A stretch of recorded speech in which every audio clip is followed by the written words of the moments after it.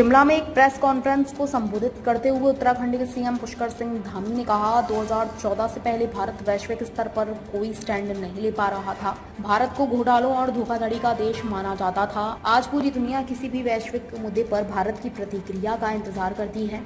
Covid काल में जब बड़े बड़े देशों की अर्थव्यवस्था चरमरा गई, तब भारत 5वीं सबसे बड़ी अर्थव्यवस्था बन गया। भारत का विपक्ष किसी काम का नहीं है। आजकल राहुल गांधी और उनके सहयोगी खटखट की बात कर रहे हैं। वे भाई भतीजावाद के जरिए राजनीति में आए हैं। वे चांदी का चम्मच लेकर पैदा हुए हैं।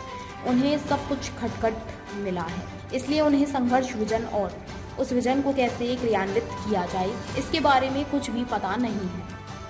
आप सब भली भांति जानते हैं, एक दौर वह भी था 2014 से पहले का, जब भारत विश्व के मंचों पर अपनी बात भी नहीं कह पाता था, अपने हितों को भी नहीं मनवा पाता था और हमारी ऐसी पहचान बन गई थी कि हम दब्बू भारत हैं, पिछलग्गू भारत हैं और घपले घोटालों के देश के रूप में हमारी पहचान हो गई थी।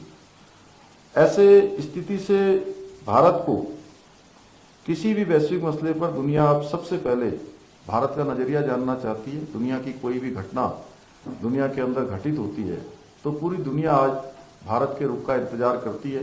ये नया भारत बनाने का काम किया है और अर्थव्यवस्था के मामले में भी कोरोना महामारी में जहां पूरी दुनिया की अर्थव्यवस्थाएं चरमरा गई, लड़खड़ा गई, बड़े से बड़े देश आज बुरी तरह से अपनी अर्थव्यवस्था से परेशान हो गए, उनकी व्यवस्थाएं चरमरा गई हैं।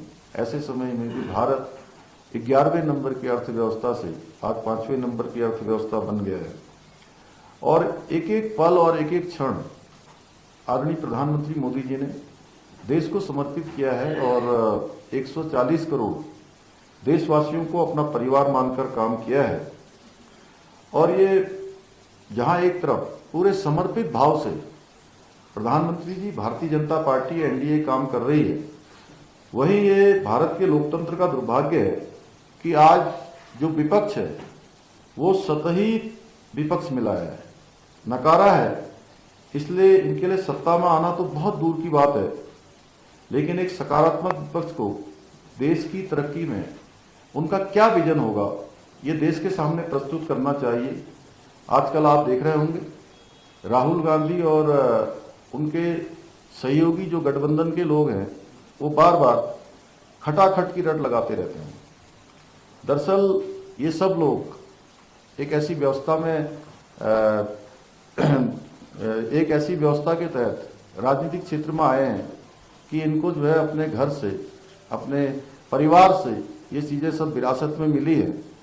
इनके लिए चूंकि ये चांदी का चम्मच लेकर पैदा हुए और ये इनको आसानी से सब कुछ प्राप्त होता चला गया, खटाखट मिलता चला गया, इसलिए इन्हें नहीं पता कि संघर्ष क्या होता है, विजन क्या होता है, दृष्टि क्या होती है और उस पर अमल कैसे किया जाता है।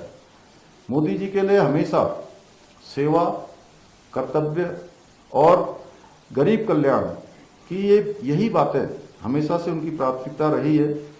इसके ठीक अगर हम इनकी बात करें, इंडी गठबंधन की बात करें, राहुल गांधी की बात करें या देश के अंदर अनेक शहजादे हैं, चाहे वो राहुल गांधी हों, अखिलेश यादव हों, ये सिर्फ सत्ता इनको राज करने के लिए चाहिए। सत्ता पाने के लिए ये लोग एक खास वोट बैंक को साधते साधते इतने नीचे गिर जाते हैं तो इनका बस चले तो देश के जो संसाधन हैं इसके साथ साथ देश की संपत्ति भी छीन कर ये अपने जो खास इनका वोट बैंक है उनके चरणों में डाल दे। चाहे बात दलितों की हो, पिछड़ों की हो या आरक्षण में मुसलमानों को शामिल करने की हो या फिर संसाधनों में, इनको हमेशा ये पहला हक देने की बात करते हैं। और ये काम इन्होंने आज कर्नाटका में कर दिया। वहाँ की बहुत सारी जातियों को, अन्य पिछड़ा वर्ग में जो मुस्लिम जातियां हैं उनको शामिल करके उनको अन्य पिछड़ा वर्ग का आरक्षण देना शुरू कर दिया, जबकि देश का संविधान हमेशा ये कहता है, उसमें संविधान में प्रावधान किया गया है कि धर्म के आधार पर कोई आरक्षण नहीं होगा।